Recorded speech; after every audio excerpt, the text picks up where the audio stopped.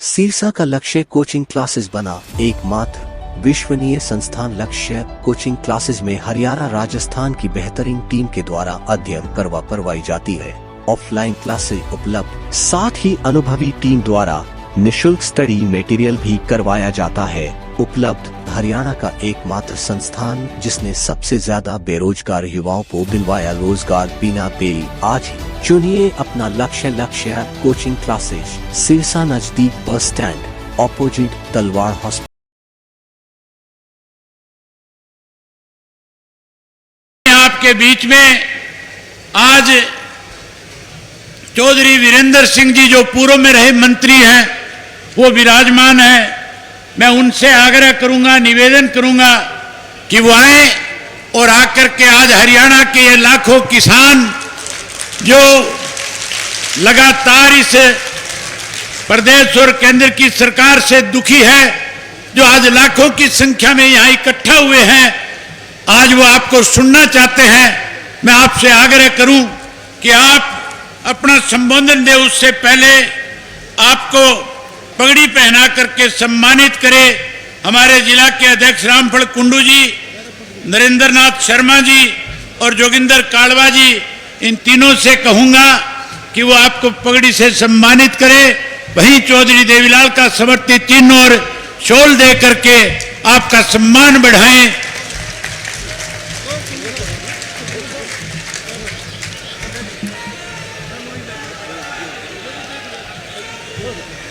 बस चलो। और अब आग्रह करूंगा चौधरी वीरेंद्र सिंह जी से कि वो आए और हरियाणा प्रदेश के कोने कोने से आए हुए लाखों इन किसानों को, माताओं बहनों को, नौजवान साथियों को अपना संबोधन देने का काम करें। आपको संबोधित करें चौधरी वीरेंद्र सिंह जी। चौधरी छोटूराम अमर रहे, चौधरी छोटूराम अमर रहे, ताऊ देवीलाल अमर रहे, ताऊ देवीलाल अमर रहे, चौधरी वीरेंद्र सिंह जिंदाबाद।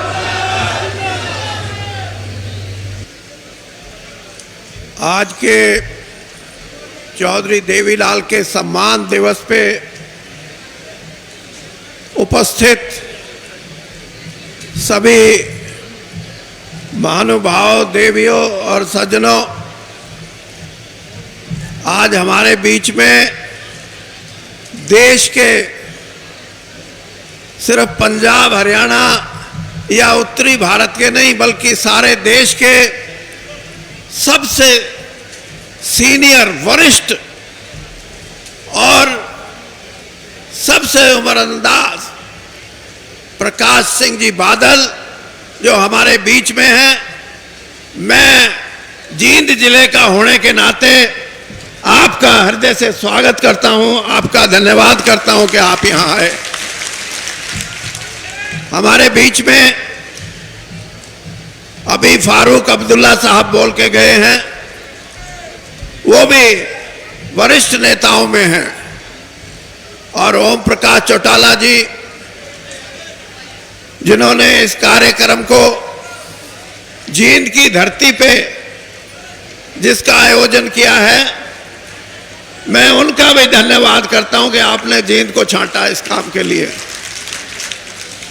मेरे बहुत ही पुराने साथी भाई जगमीत बराड़, हम दोनों लंबे समय तक कांग्रेस में रहे। अब ये अकाली दल में है और मैं बीजेपी में हूं। मेरे साथ इस कार्यक्रम में उपस्थित और इस कार्यक्रम के संयोजक भाई अभय चौटाला जी, और वैसे एक मेरी सलाह है, देवीलाल जी ने कभी चौटाला नहीं लिखा, छोटूराम जी ने कभी गढ़ी सांपला नहीं लिखा, चौधरी चरण सिंह ने कभी अपना गांव नहीं लिखा, और तीनों इतने महान और इतने बड़े नेता हुए हैं। ओम प्रकाश चौटाला जी, आपकी गिनती आज हमारे समाज में, राजनीति में एक वरिष्ठ और हमारे बड़े बुजुर्ग नेता के तौर पे होती है। चौटाला लिखो ना लिखो, ओम प्रकाश नाम जब लिया जाएगा तो पहले ये सोचेंगे ओम प्रकाश। वैसे तो ओम प्रकाश नाम बहुत हैं, लेकिन इन्होंने हरियाणा की राजनीति में अपनी एक जगह बनाई। हरियाणा की राजनीति हमेशा चौधरी देवीलाल, जो एक कर्मठ और एक ऐसे नेता थे जिन्होंने इस गांव के समाज को लड़ने का,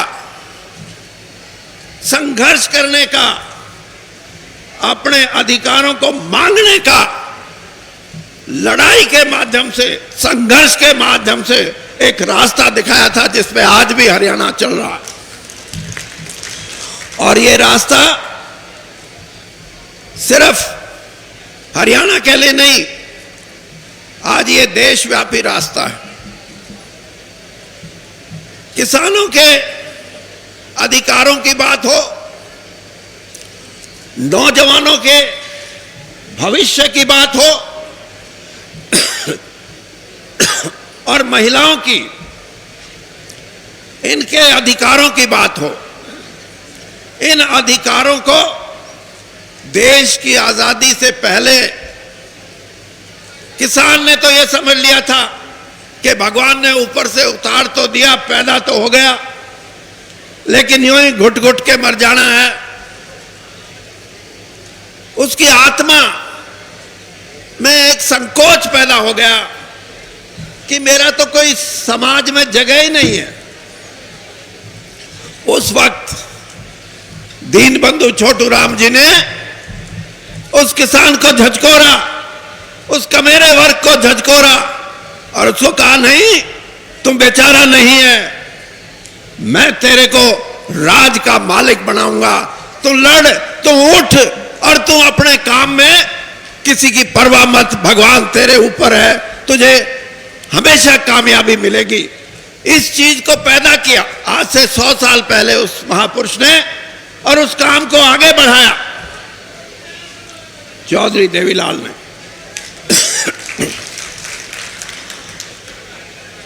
और आज जो संघर्ष की बात है, वो संघर्ष एक दिन में पैदा नहीं होता, एक महीने, एक साल, 10 साल में पैदा नहीं होता।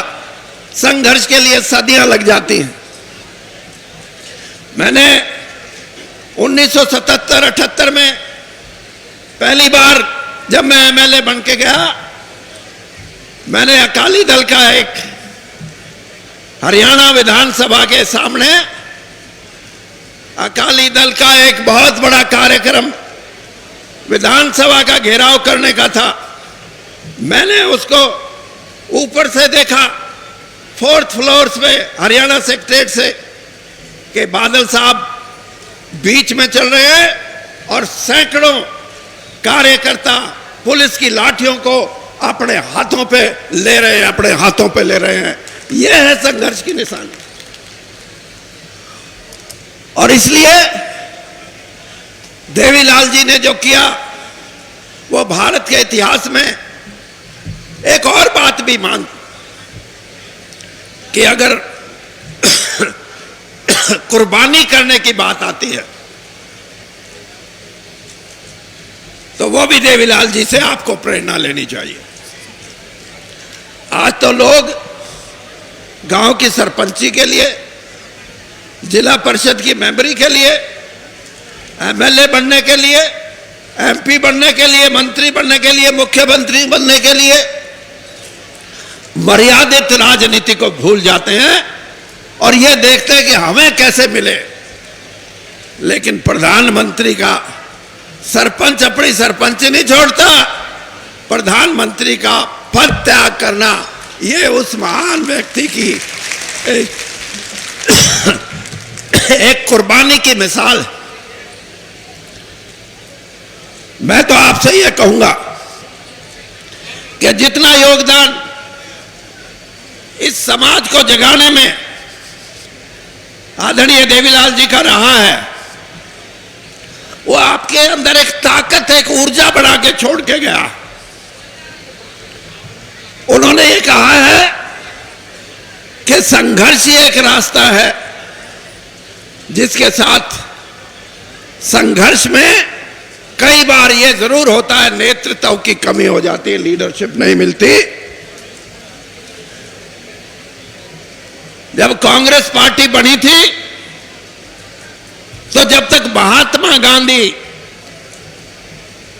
देश की आजादी की लड़ाई लड़ने के लिए आगे नहीं आए, 60 साल तक कांग्रेस पार्टी रही, लेकिन आजादी की लड़ाई अगर लड़ी तो महात्मा गांधी के आने के बाद। क्यों?